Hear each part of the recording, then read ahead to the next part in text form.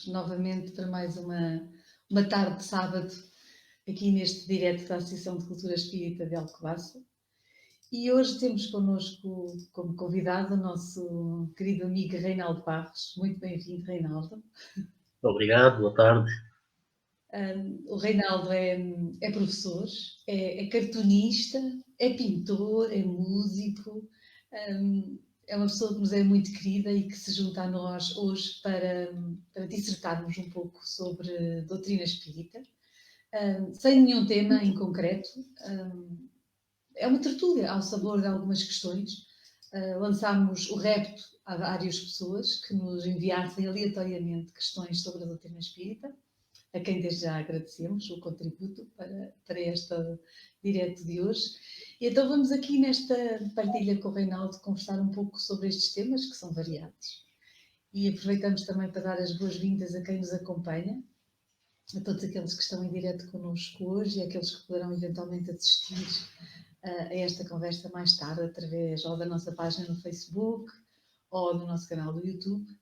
Deixando também já aqui a solicitação, se assim o entenderem, claro, para que interajam connosco e possam colocar as vossas questões, tornando este espaço ainda mais rico na partilha de ideias. Bem-vindo, Reinaldo. Queres endereçar algumas palavras ao auditório ou podemos avançar? Obrigado pelo convite. Uma boa tarde a todos. É sempre muito reconfortante poder estar convosco. E ainda bem que existem estes meios de comunicação à distância para podermos estar online. E daqui estendo um abraço a todo o auditório que está presente, àqueles que já chegaram, àqueles que estão a chegar. Espero que tenhamos uma tarde proveitosa aqui, dialogando e aprendendo em conjunto. Sem dúvida. E nós é que agradecemos, Reinaldo, a tua presença e a tua disponibilidade para estares connosco. Então vamos assim começar com a primeira questão, que é: após o desencarne, em caso de cremação, que impacto poderá ter essa situação no espírito desencarnante? Convém primeiro que tudo percebermos o que é a encarnação, para depois falarmos da desencarnação.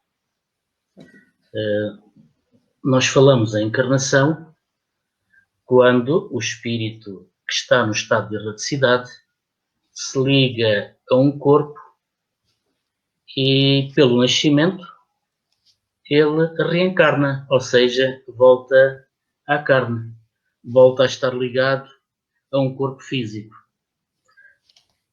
Convinha também elucidarmos um pouco qual é o objetivo da encarnação, porque é que nós encarnamos, porque é que reencarnamos, porque nós não encarnamos só uma vez, encarnamos várias vezes e, portanto, nós falamos em reencarnação, quer dizer que já estivemos na carne antes, que quando se deu a morte do corpo físico, o desencarne, quando saímos do corpo físico, passamos para o mundo espiritual e que, passado um certo período de tempo, nós voltamos a reencarnar, voltamos à experiência física. E, portanto, a experiência da reencarnação é uma experiência de aprendizado, de progresso, de evolução. E aqui convém refletirmos um pouco sobre o que é que evolui, o que é que progride. Se nós reencarnamos e estamos num processo de progresso, de evolução contínua, o que é que progride?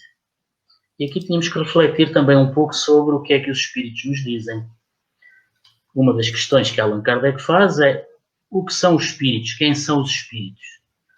E a pergunta é: são os seres inteligentes da criação. E, portanto, falar em inteligência e falar em espíritos, inteligência e espírito, é falar, entre aspas, mais ou menos do mesmo princípio. Dizem eles ainda, Kardec pergunta como é que entendemos a existência do nosso universo. E os espíritos dizem que para entender o universo é necessário compreender 3 princípios. Deus, que é a causa primeira, a inteligência suprema, quem dá origem ao universo, é necessário entender um outro princípio, que são os espíritos, os seres inteligentes da criação, que existem desde a sua criação, são imortais, e temos que entender um outro princípio, que é a matéria. Portanto, no universo temos Deus, inteligência suprema, causa primária de tudo.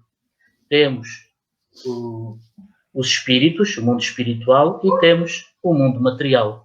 E, portanto, a reencarnação dá-se quando o espírito se liga a este que é o mundo material.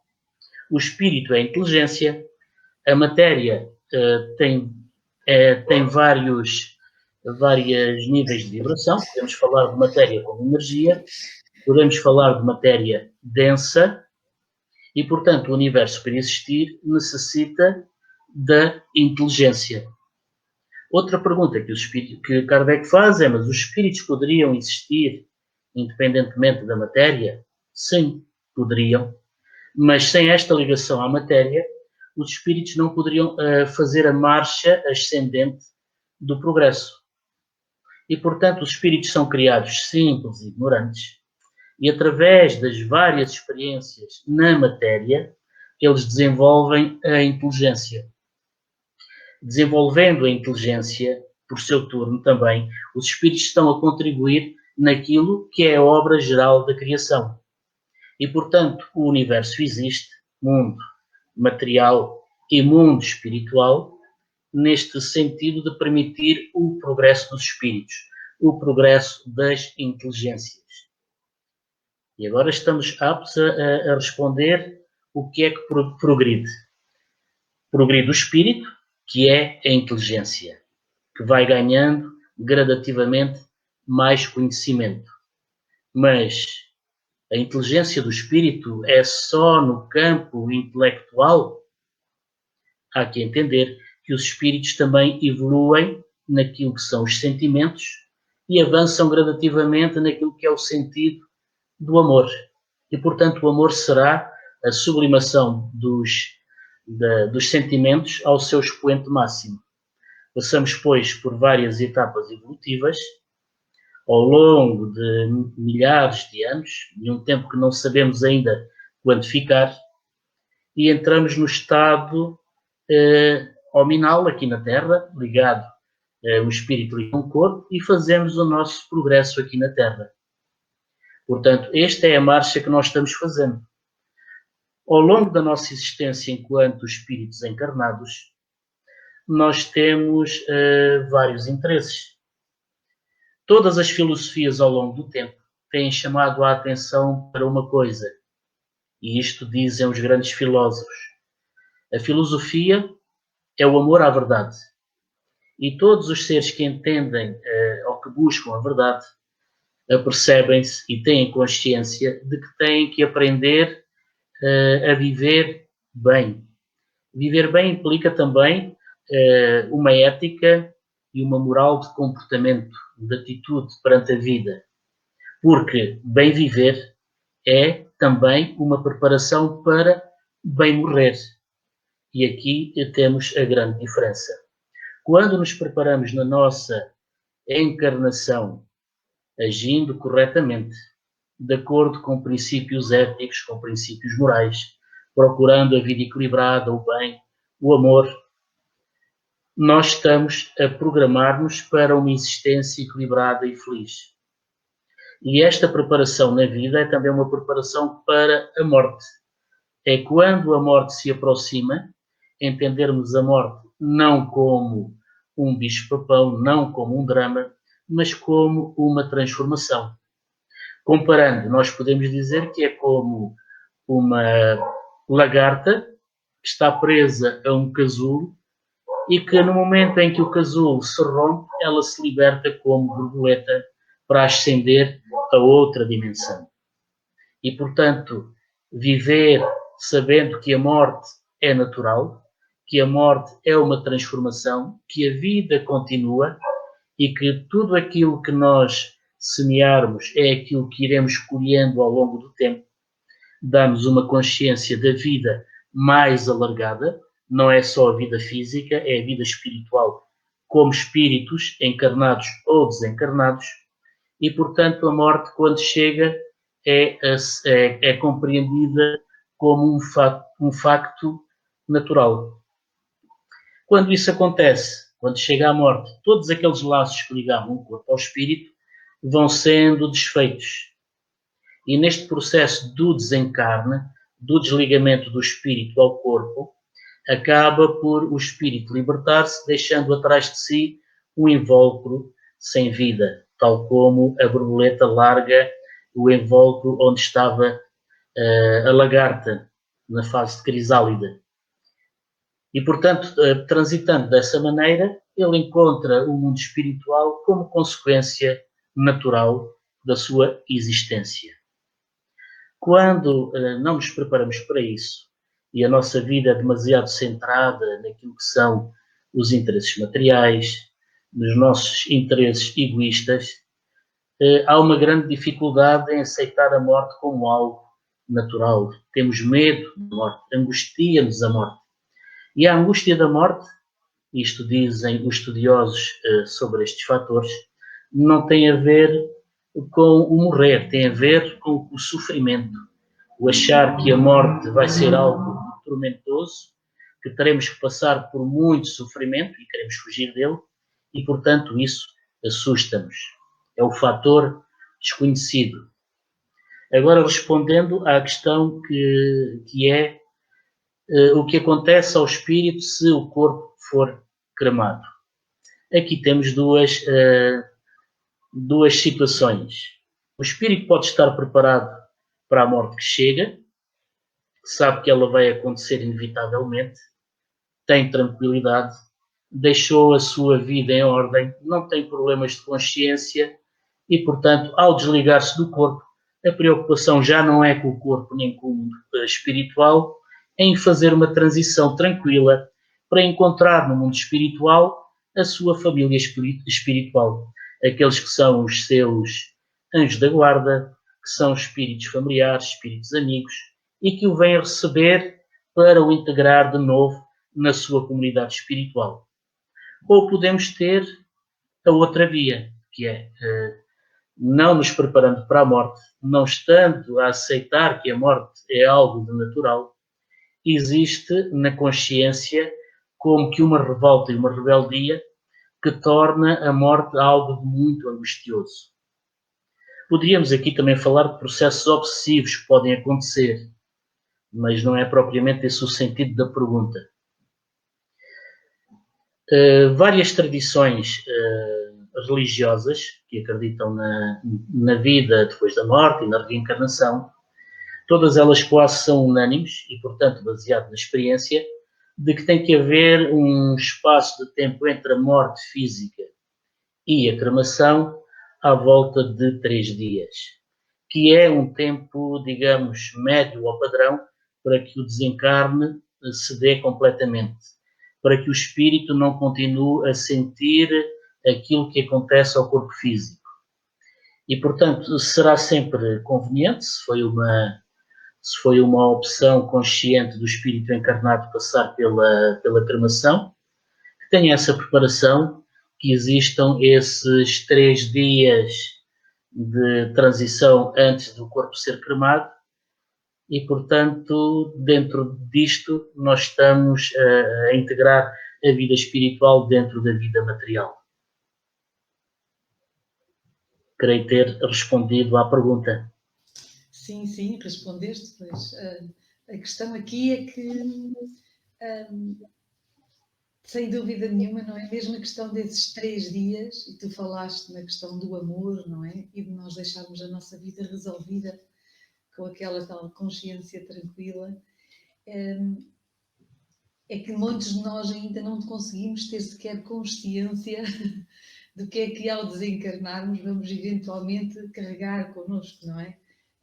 Por isso é importante que no dia a dia façamos esse esforço para ir dirimindo qualquer conflitualidade ou qualquer questão que nos possa vir a trazer essa tal falta de tranquilidade que todos nós fazemos, e fazemos escolhas que eventualmente possam não nos deixar essa tranquilidade. Por isso é preciso que iremos também fazendo esse esforço para nos irmos aceitando e aprendendo também com os nossos erros, seguir adiante, não é? Sem dúvida. Eu penso que o sentido da pergunta também pode ter, não sendo diretamente perguntado, pode ser: o espírito, quando desencarna, sente de alguma maneira aquilo que está a acontecer ao corpo físico? Pode ser outra variante da pergunta, que não estava bem expressa. Aí teríamos que abordar o tema de outra maneira. Por exemplo, quando a morte é natural, a energia do corpo naturalmente se vai desgastando.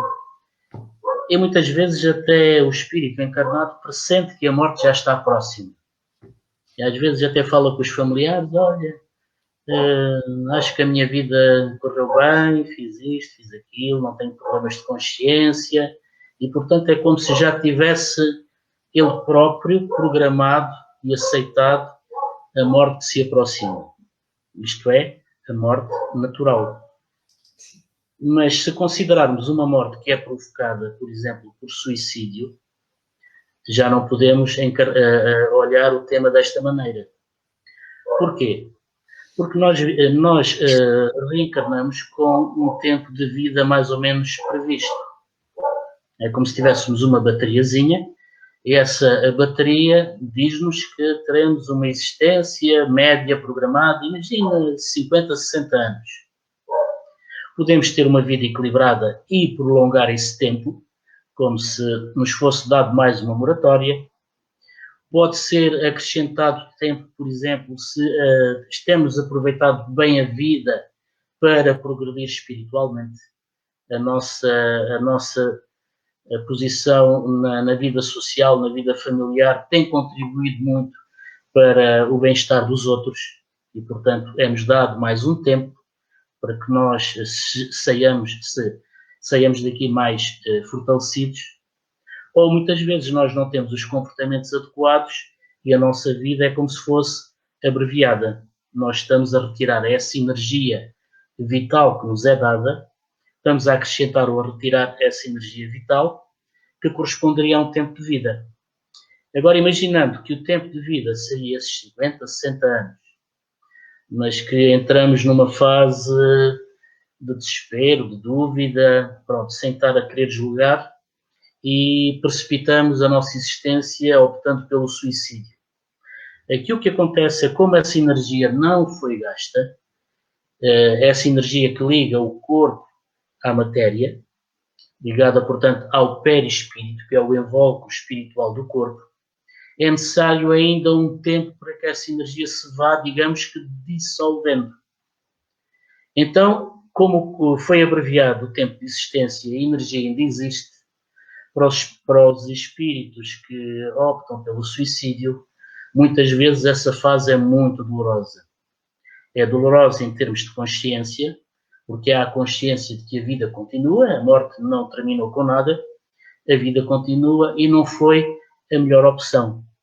Por outro lado, todo o tormento que foi projetado no corpo, como ainda existem os vínculos perispirituais, o espírito continua a sentir aquilo que o corpo sente nesse processo. Depois acontece que esse problema de consciência e de culpa vai criar também uma imagem que o espírito mantém. Apesar de já se ter dado o desencarno, muitas vezes o espírito suicida, passam meses, anos, e ele continua a sentir o mesmo tormento. E porquê? Porque continua a não ter consciência plena de que a vida espiritual é uma continuidade da vida física. Para ele continua a ser: eu estou vivo, não morri, estou a sentir tudo aquilo que continuo a sentir. E aqui voltamos à primeira parte do nosso desenvolvimento. É necessário ter consciência da vida espiritual. É necessário ter um comportamento ético, moral adequado, para que a vida seja mais plena, mais feliz, mais equilibrada. E é necessário ter consciência que o nascer e o morrer não são nem o princípio nem o fim do espírito. Já viemos de muito antes e continuaremos a existir muito depois. E quando estes princípios fazem sentido e se integram na nossa vida, todo este processo de reencarne ou de existência no mundo físico torna-se mais tranquilo.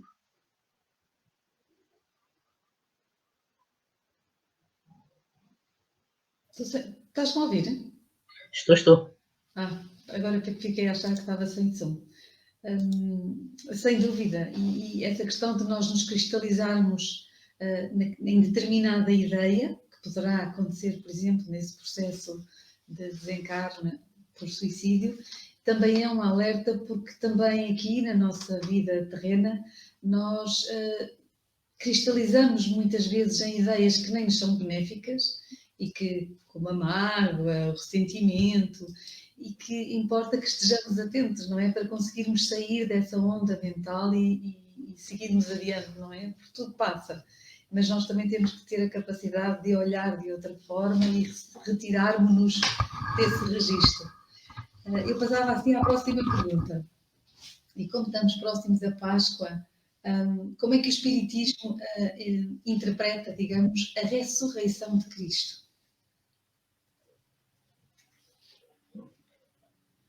O Espiritismo não tem uma grande preocupação em fazer interpretações da ressurreição. O que o Espiritismo nos diz é que Jesus foi o espírito mais elevado que a humanidade conheceu e que, portanto, ele nos deve servir de modelo e guia. E que aquilo que foi o seu comportamento moral, ético, os princípios que nos apresentou, são os mais válidos e são os mais aprimorados e mais seguros se queremos ser felizes. Portanto, a ética do Cristo, os valores que o Cristo nos trouxe, são valores que, digamos, são eternos, não se esgotam numa geração, não se esgotam em 100 anos, em 1000, são os necessários para que a humanidade seja feliz. E, portanto, a máxima de amar ao próximo como a ti mesmo é a grande bitola que devemos procurar para a nossa existência. Amarmos a nós mesmos e amarmos ao nosso próximo como a nós mesmos. Este é o grande princípio. E ele deverá moldar a nossa existência. A Páscoa, celebrada pelo cristianismo, ela tem raízes na tradição judaica. E, portanto, ela simboliza um momento de passagem, de transição muito importante para o povo judeu.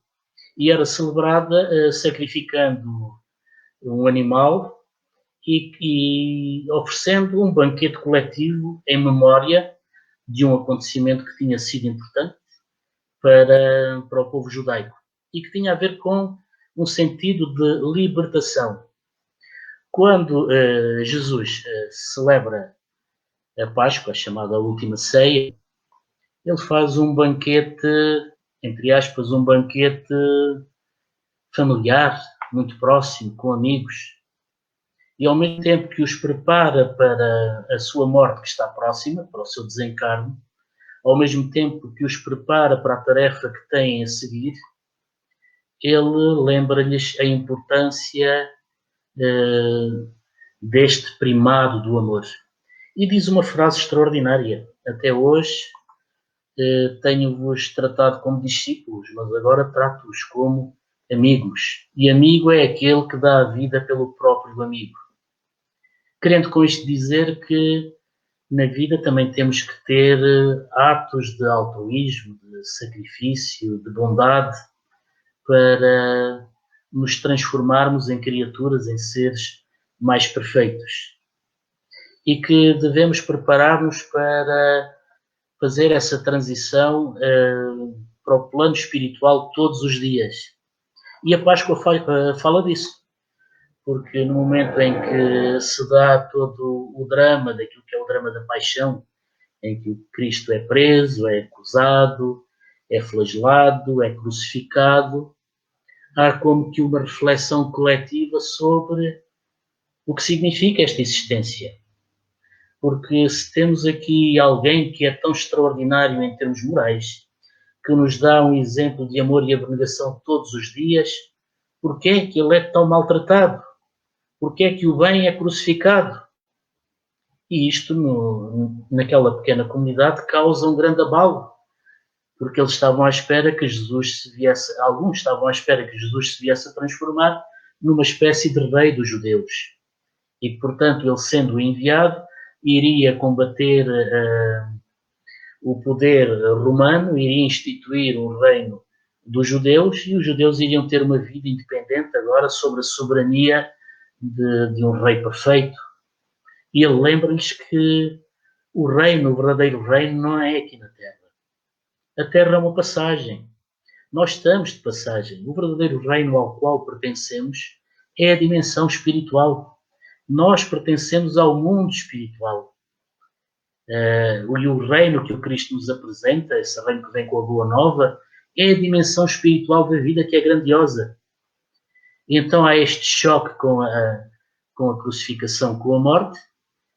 Há uma certa dúvida, entram em pânico, porque se o perseguiram a eles, os discípulos inevitavelmente serão perseguidos, mas depois dá-se o facto extraordinário, que é Jesus voltar a manifestar-se entre eles e a dar testemunho de que a morte não existe, que a vida prossegue. Aqui teríamos que pensar um pouco como é que estas aparições do Cristo se dão, porque em determinado momento eles estão numa casa fechada, ele surge do nada e vira-se, por exemplo, para Tomé e diz-lhe: toca nas minhas chagas e vê se não sou realmente eu, se tens dúvidas. E então dão-se aqui fenómenos de materialização, são fenómenos mediúnicos. E aquilo que Jesus volta a falar com eles e volta a relembrar, dá-lhes agora a consciência plena de que a vida prossegue. De que se Cristo vence a morte, então todos nós venceremos a morte. Então esta ressurreição de Cristo não é um voltar à vida, é a continuidade da própria vida. E Jesus aparece no Monte Tabor, entre os profetas da Antiguidade, na sua verdadeira dimensão espiritual. Aquilo que é relatado da transfiguração é o corpo espiritual de Cristo, que eles relatam como sendo mais branco que a roupa mais bem lavada pelas melhores lavadeiras. Portanto, era um corpo de luz que os deslumbrou. E, portanto, este Cristo, este Jesus espiritual, é aquele que verdadeiramente se manifesta, lembrando a dimensão da vida espiritual à qual estamos destinados. E, portanto, a Páscoa tinha este significado. Primeiro era a libertação no Antigo Egito para uma nova situação do povo hebreu, e agora aquilo que Jesus apresenta é uma libertação do espírito para a vida espiritual. E uma lembrança de que nunca estaremos sozinhos, que nunca estamos sozinhos, e que esse amor perdura para além do tempo, e que é esse amor que liga todas as criaturas. E por isso ele lembra, quando 2 ou mais estiverem reunidos em meu nome, aí eu estarei no meio deles. O que nos lembra sempre que o amor é a força fundamental da vida. E é esse caminho que temos que seguir. E é essa, entre aspas, ressurreição, transformação que temos que alcançar todos os dias.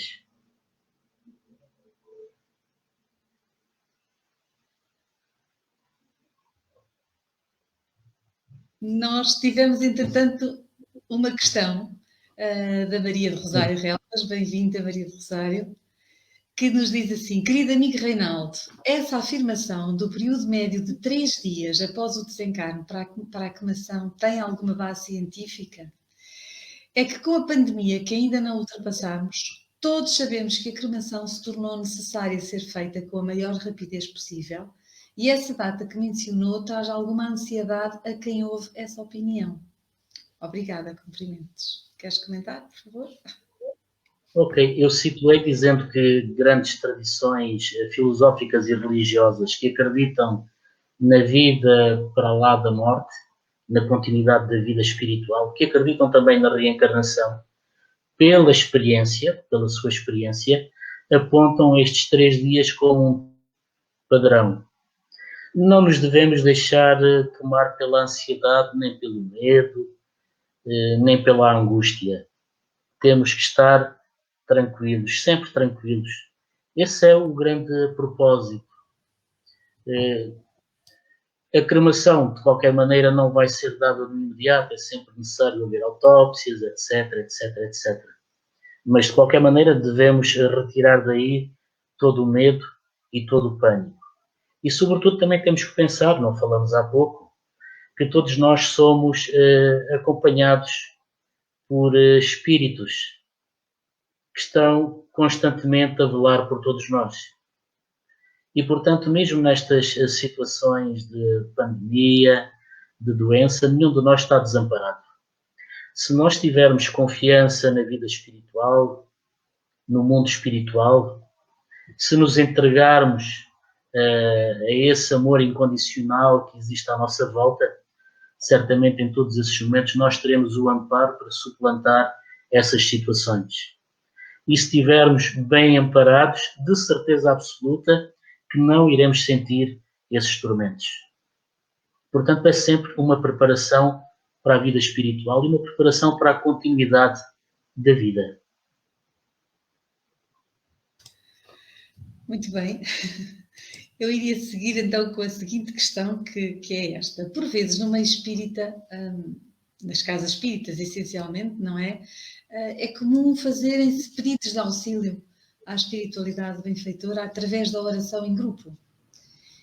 Quem não tem ligação a esta forma de pedir auxílio, ou porque não está ligado a nenhuma casa espírita, ou porque não tem este conhecimento, ou até mesmo porque se diga ateu, não tem acesso a este auxílio espiritual?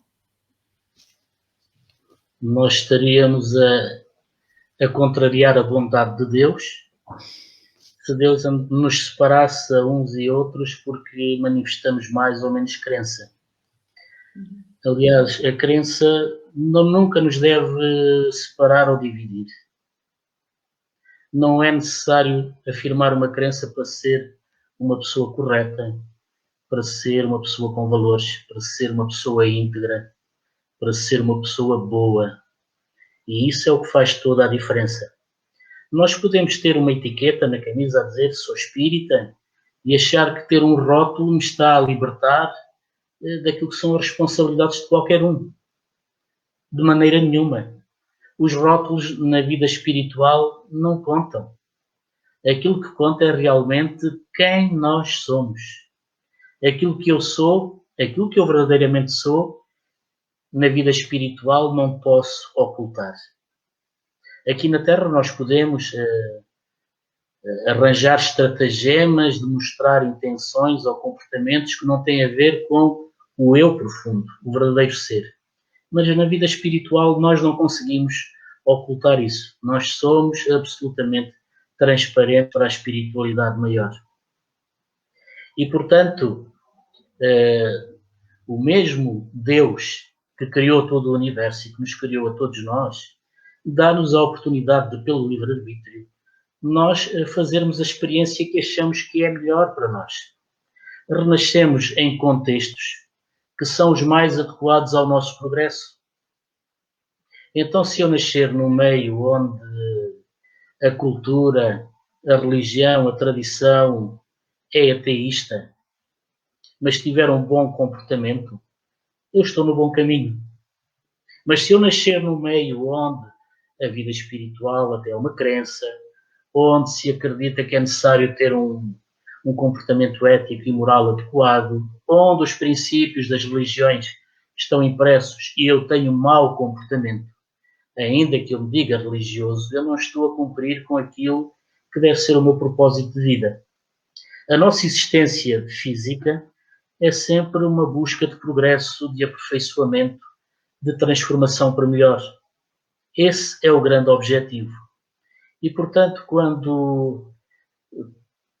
qualquer um de nós, em qualquer circunstância, tem sempre alguém que está a velar por ele. E é interessante porque muitas vezes os espíritos nas sessões mediúnicas manifestam-se e está sempre lá alguém que cuida por eles, mesmo quando eles não estão a vislumbrar aquilo que se passa à sua volta. Há sempre alguém que nos ama. Há sempre alguém que vela por nós. E, portanto, ninguém está desamparado. Isso seria a mesma coisa que chegarmos a um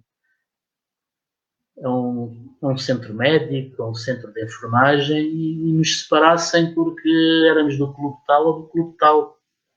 Quando aí chegamos, nós temos que ser tratados todos por igual, porque esse é o princípio da vida, é o princípio espiritual. Eu tenho amigos, portanto, isto é experiência própria, que não são sequer teístas, não acreditam em Deus, mas que são pessoas exemplares e com quem tenho uma convivência extraordinária e de quem gosto muito. E às vezes ela tem amigos que até se espantam, mas Reinaldo, não acredito em nada dessas coisas que tu acreditas e nós somos amigos. Claro, porque aquilo que nos deve unir é o bem comum, é o amor ao próximo, é o bem de todos.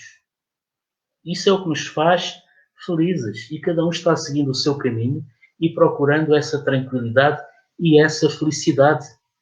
E nós só temos que dar as mãos uns aos outros. Não é porque nós temos a religião tal, ou professamos, ou a outra religião tal, ou não temos religião, que nós não temos a capacidade de nos entendermos, de nos respeitarmos e trabalharmos em comum. E temos que o fazer. Eu já estive em situações de estar com pessoas muçulmanas e estar perfeitamente integrado e sentir que era tratado como um irmão. Mas é porque isto é recíproco. É porque eu, tratando os outros como irmãos, eu sou tratado como irmão. Se eu odiar, eu vou ser odiado. Se eu maltratar, eu vou ser maltratado.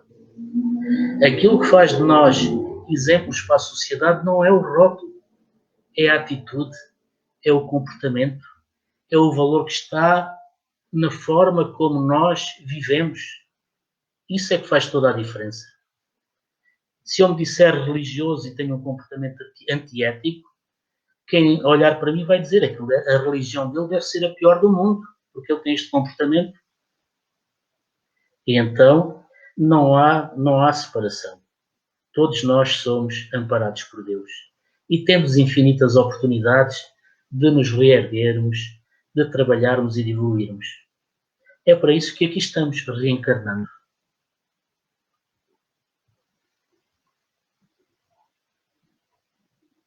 Grande aprendizagem para todos nós, sem dúvida nenhuma. Eu ia avançar com a próxima pergunta, que diz assim: a humanidade tem assistido a um grande progresso nos domínios da ciência e da tecnologia, para o bem-estar geral, claro. Esta crise pandémica veio evidenciar de alguma forma a ciência e pela necessidade também, em algumas situações, aproximar a humanidade. A conjugação destes fatores poderá levar-nos a acreditar que se está a dar um passo para atingir o tão falado mundo de regeneração? Nós estamos caminhando para essas profundas transformações. Havia até um escritor francês que foi ministro da Cultura em França, que não era religioso, mas teve uma afirmação fantástica. Ele disse: o século XXI ou será espiritual ou não será. E com isto ele queria dizer: ou a espiritualidade entra na nossa civilização, ou nós não teremos continuidade de existência. E, portanto, estas crises pandémicas, que têm sido recorrentes e que acontecem em ciclos mais ou menos longos, elas, nos tempos em que vivemos, tiveram alguns aspectos fantásticos. Porque se uma peste na Idade Média nós só conseguíamos compreender passados 100 anos, 150 anos, e hoje fazemos isso com a peste negra, peste bubónica, etc., porque conseguimos ter registros históricos das ocorrências dos óbitos e conseguimos ver a progressão da peste e compreender quais foram os caminhos que ela percorreu para entrar na Europa, em que altura chegou este território, depois aquele, depois ao outro. Neste momento nós temos uma ligação tão estreita uns com os outros que conseguimos fazer um mapeamento das coisas com lapsos de tempo muito curtos.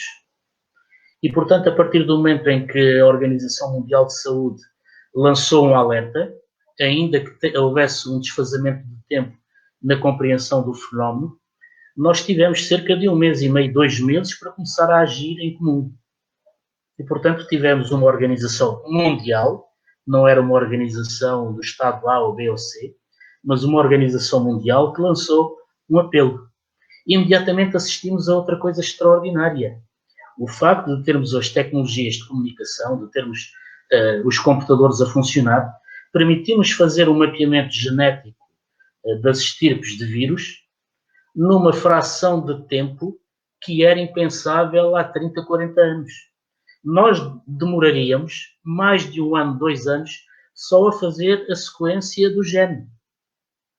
E conseguimos fazer essa sequência a uma velocidade rápida, porque partilhamos informação, porque colocamos ao serviço do bem-estar da humanidade estes avanços técnicos.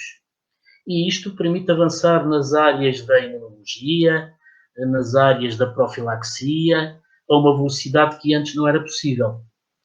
Mas o facto de existir esta partilha, que não separa a humanidade por blocos políticos, mas busca o comum bem-estar de todos, isto é um avanço extraordinário. É óbvio que ao lado disto continuamos a assistir aos egoísmos. Ainda aos egoísmos da nação A ou da nação B, ou do grupo económico A ou do grupo económico B, onde há fatores que predominam e não o bem de todos. O próximo passo, depois disto tudo, depois do aprendizado que tiver feito, é que tudo isto tem que ser colocado ao serviço da humanidade. A medicina, a educação, tudo isto tem que ser colocado ao bem-estar de toda a humanidade. Há de chegar um momento em que não haverá estas diferenças. Agiremos muito mais rapidamente, porque são os interesses de todos e de cada um que está em causa. E, portanto, só isto já é um fator de transformação muito grande, que implica, se for bem refletido, ao nível das mentalidades, o criar de uma mentalidade, de uma identidade de grupo diferente daquela que temos tido até aos séculos mais próximos. E a sentirmos que já fazemos parte não de um núcleo restrito da humanidade, não é? Mas que fazemos parte de toda a humanidade.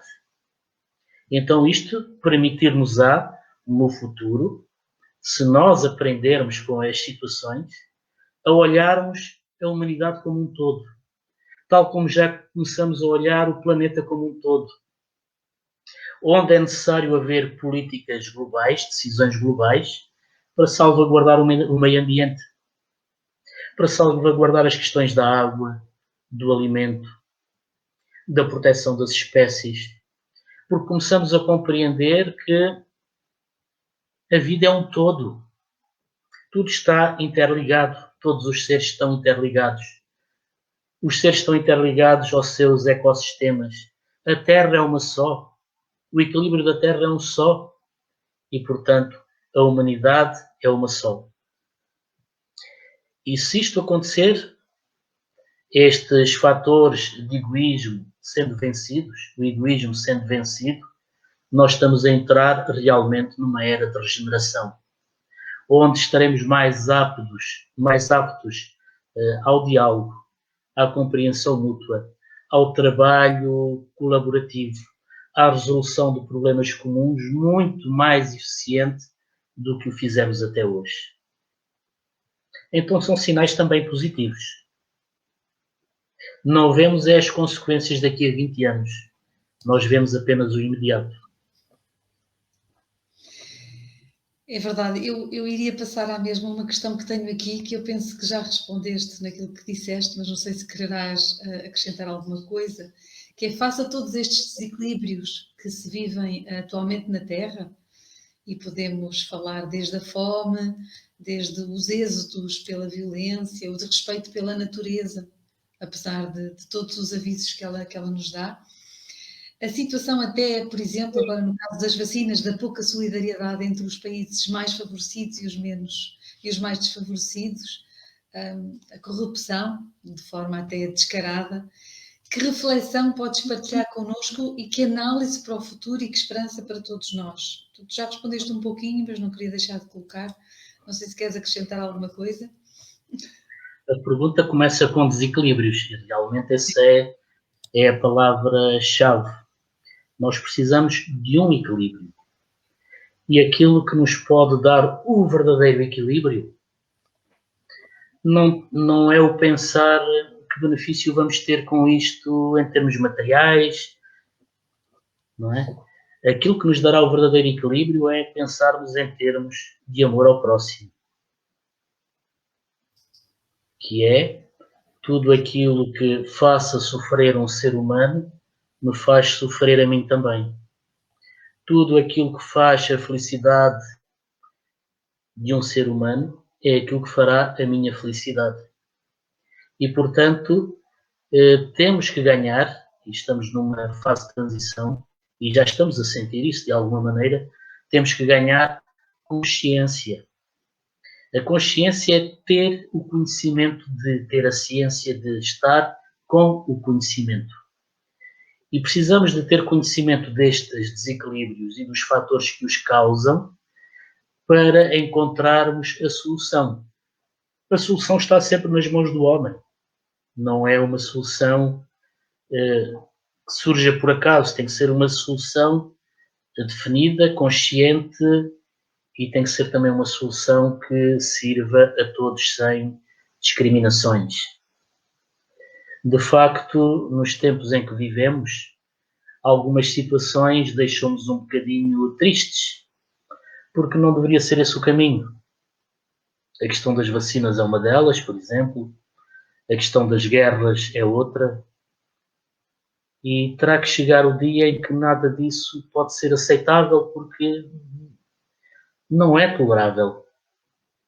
Não é tolerável a miséria, não é tolerável a fome, não é tolerável o abandono, quando nós temos a nível mundial capacidade para equilibrar tudo isto.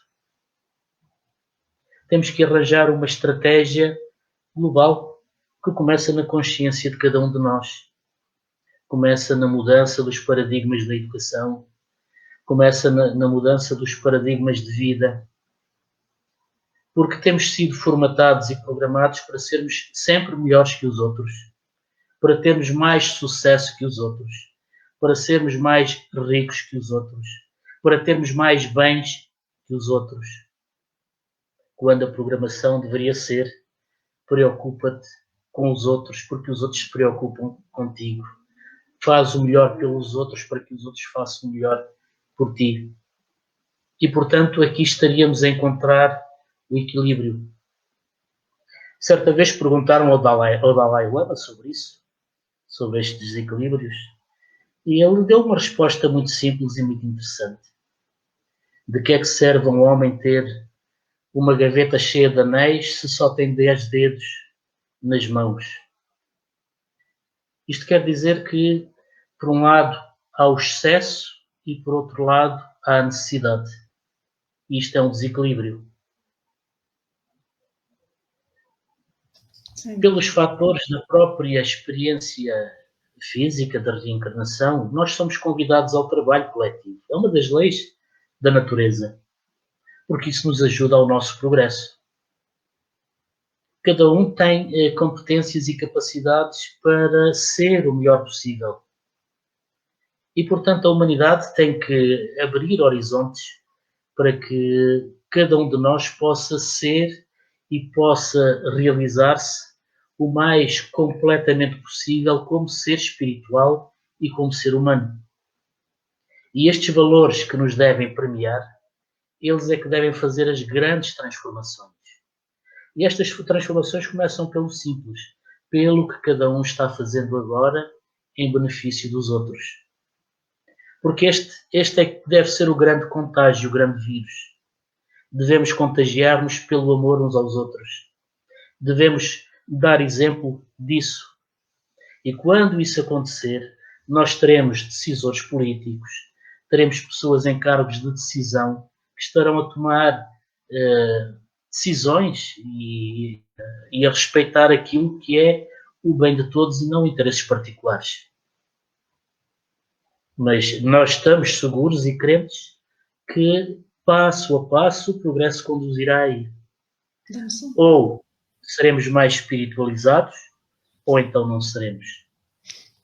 E teremos uma bifurcação de caminhos.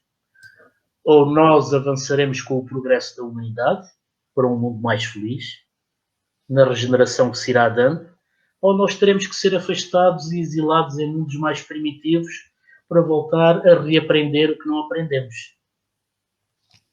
E, portanto, espiritualmente, nós estamos nessa caminhada.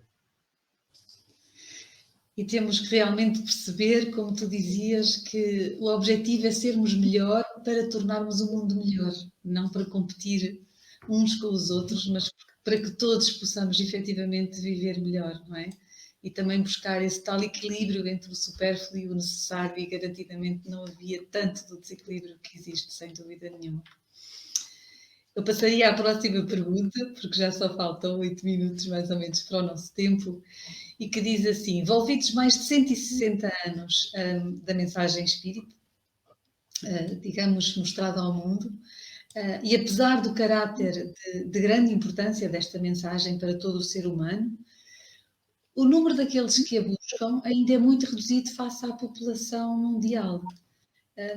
A que se poderá atribuir este facto? E aproveitava aqui, incluía uma outra pergunta, porque eu penso que de alguma forma elas poderão estar relacionadas, que é, na sua opinião, o que é preciso fazer para dinamizar ainda mais o espiritismo e desmistificar conceitos e preconceitos perante a sociedade em geral, já que eu penso que uma também poderá de alguma forma responder à outra. 160 anos naquilo que é uma visão histórica é uma gotinha de água. Temos um país que tem 900 e poucos anos de história, não tem 1000, e demorou muito a conquistar uma identidade. Isto fora todo o tempo de não história ou de pré-história, em que os dados escritos não existem, existem artefactos. E, portanto, 160 anos na história das ideias é muito curto. Mas as ideias espíritas não são ideias novas. As ideias espíritas são ideias que acompanham a humanidade há centenas e milhares de anos. O que acontece foi que Allan Kardec, chamado codificador, conseguiu dar um corpo doutrinário a estas ideias esparsas dentro de um contexto de civilização que era a sociedade francesa do século XIX, e, portanto, com uma nova visão, agora embasada em pesquisa mais científica, em modelos de pesquisa mais rigorosos e alargando horizontes.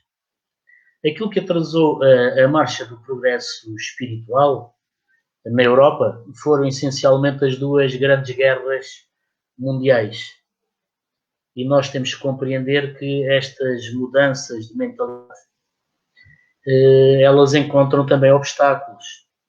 Se de um lado nós temos espíritos que querem o progresso e querem verdade para todos no sentido da consciência e da vivência plena, também temos entidades que querem continuar a ter o domínio sobre as consciências, o domínio sobre as decisões e, de algum modo, arrogarem-se de ter o poder das mentes, o poder dos espíritos, etc.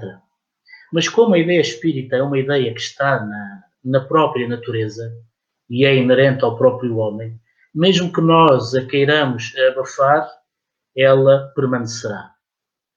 Aquilo que fará o espiritismo tornar-se mais importante não é propriamente o ter muitos prosélitos. Será essencialmente pelo exemplo que os espíritas derem e pela qualidade da sua conduta. Aliás, o espiritismo irá entrando como ideia através da própria cultura. Nunca como hoje se falou tão abertamente da reencarnação, nunca tanto como hoje se falou, entre aspas, daquilo que é o karma, nunca se falou tanto em vidas passadas, e, portanto, o espiritismo encontrará o seu terreno fértil, porque dentro daquilo que é a ideia que culturalmente vamos criando, a ideia espírita está lá, apenas para ajudar ao seu impulso mais rápido. E, portanto, aquilo que temos que fazer é criar as condições ideais, primeiro, para cada um de nós ser melhor ser humano. E sendo melhor ser humano, ser melhor cristão. E sendo melhor cristão, melhor ser humano, ser melhor espírita. Tudo isto está interligado. E com isto ter a atitude correta perante a vida e perante os outros. Com dignidade, com respeito, com tolerância, com amor. E nestas circunstâncias, este será o fermento mais poderoso do espiritismo. Provavelmente os espíritas terão que ser um bocadinho mais assumidos. Por exemplo, isto que nós estamos fazendo como espaço aberto de debate, onde não temos um circuito fechado só para os espíritas, podem estar a assistir pessoas que não são espíritas. Portanto, o espiritismo não tem nada de oculto, não tem nada de misterioso. É lógico em todos os seus pontos. Está na ordem da própria natureza. Fazendo isto, já estamos abrindo as portas à divulgação. E, portanto, a ideia tocará naqueles que já estão aptos para entender. E Kardec é muito interessante quando diz: há crianças que entendem perfeitamente o espiritismo, para eles aquilo é natural, e há pessoas, até com muito conhecimento, que para eles é uma confusão, porque isso também tem a ver com a evolução que o espírito já alcançou.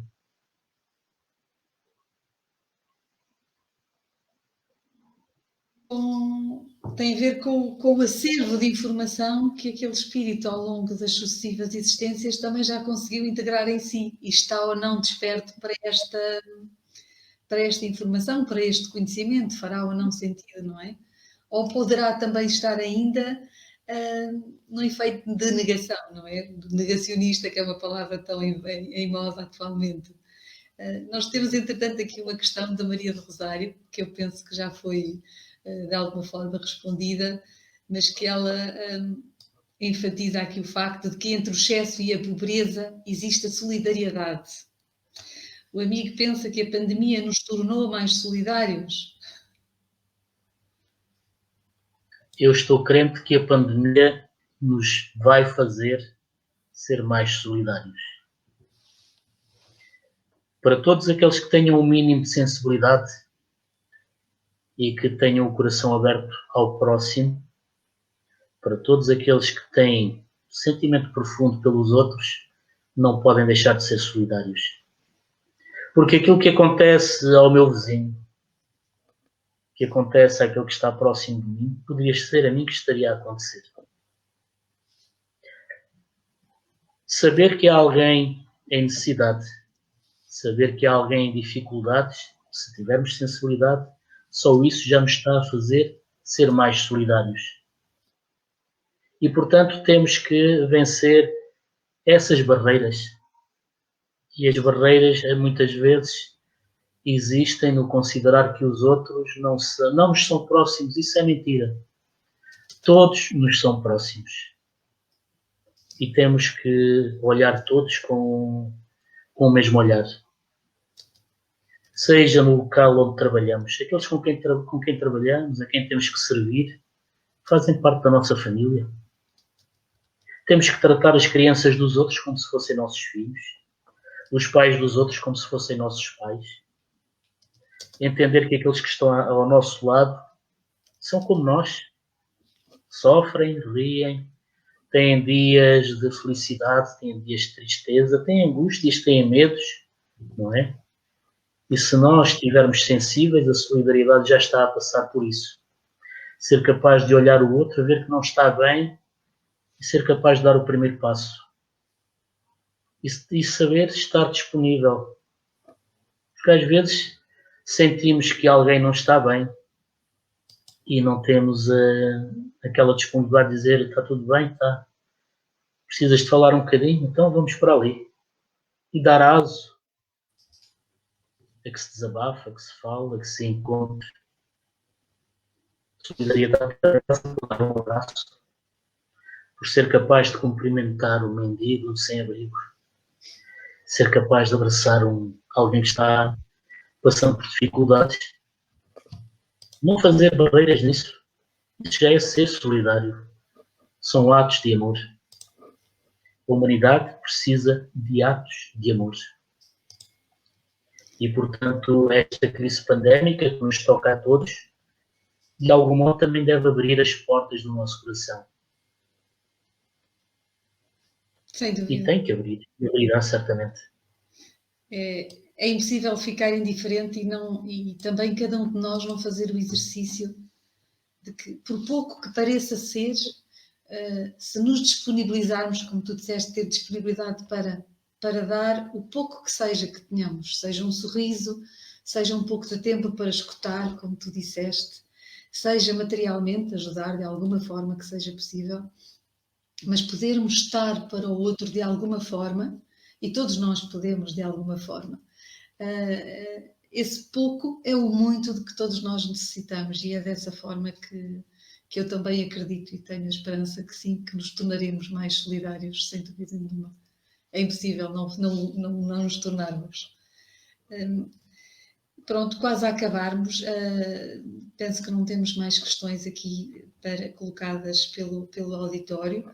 Eu deixaria só um agradecimento muito, muito especial por ter estado connosco nesta tarde.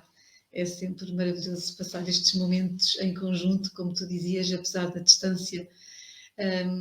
Também termos esta oportunidade de, através das redes sociais, podermos estar juntos, estarmos nós juntos, mas também juntos de todos aqueles que de alguma forma nos podem acompanhar. E deixava-te os comentários finais da mensagem que tu possas querer deixar a todos aqueles que nos escutam. E até breve. Um grande abraço, Reinaldo. Muito obrigada pela tua disponibilidade, por estares connosco e dou-te a palavra. Mais uma vez. Eu agradeço o convite, o podermos estar aqui nesta conversa aberta de corações para coração, não é? Estamos a falar com o coração e estamos a ser o mais verdadeiros possíveis, tocando todos estes aspectos daquilo que nos torna humanos, daquilo que nos faz felizes. E, portanto, nesse sentido de estarmos participando, colaborando, de algum modo saímos daqui mais enriquecidos. Eu saio mais enriquecido. Embora não tenhamos a oportunidade de estar fisicamente próximos, de algum modo espiritualmente estamos ligados uns aos outros. E estes momentos de reflexão que possam ser também momentos de tranquilidade, de paz, de pacificação, e que aquilo que nos possa ter enriquecido nesta tarde possa ficar connosco como nosso património e que também possa ser levado às nossas famílias, à nossa comunidade, a todo o planeta Terra, que esta paz que todos desejamos, que esta solidariedade que falamos, de que esta verdadeira fraternidade, esta verdadeira preocupação uns pelos outros, este sentido de família espiritual possa permanecer, crescer, frutificar e aproximar todos os corações. E possamos ser sempre capazes de criar pontes, de deitar abaixo muros e barreiras e de olharmos uns para os outros como seres humanos, como espíritos que somos. E em tudo dar graças pela vida, dar graças pelo amor, dar graças pela amizade, dar graças pela solidariedade, dar graças por existirem tantas pessoas importantes na nossa existência, por termos tantos amigos encarnados e tantos amigos desencarnados, e por sabermos que caminhamos todos juntos na busca da felicidade. Então o que eu desejo é uma grande paz e um grande amor no coração de todos nós. Obrigada, Reinaldo. E estes momentos de felicidade que partilhamos juntos também vão, esta soma destes bocadinhos de felicidade vão nos ajudar também a construir essa paz e essa tranquilidade em nós. Obrigada a todos aqueles que nos acompanharam. Vamos terminar com uma prece cantada e encontramos-nos aqui no próximo sábado. Então, uma boa semana a todos, muita paz, muito amor nos nossos corações e até sábado.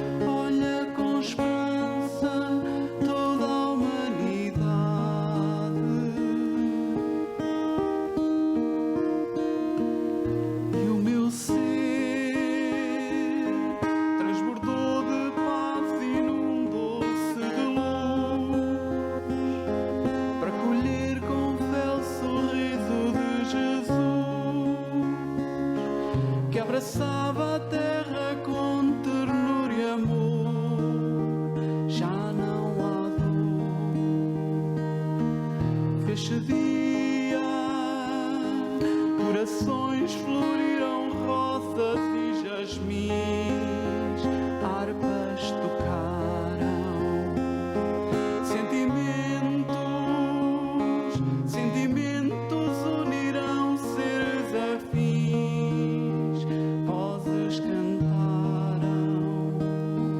É Jesus, nosso guia, nosso Redentor divino, jatos de luz, cantemos este hino que une a terra com laços de amor.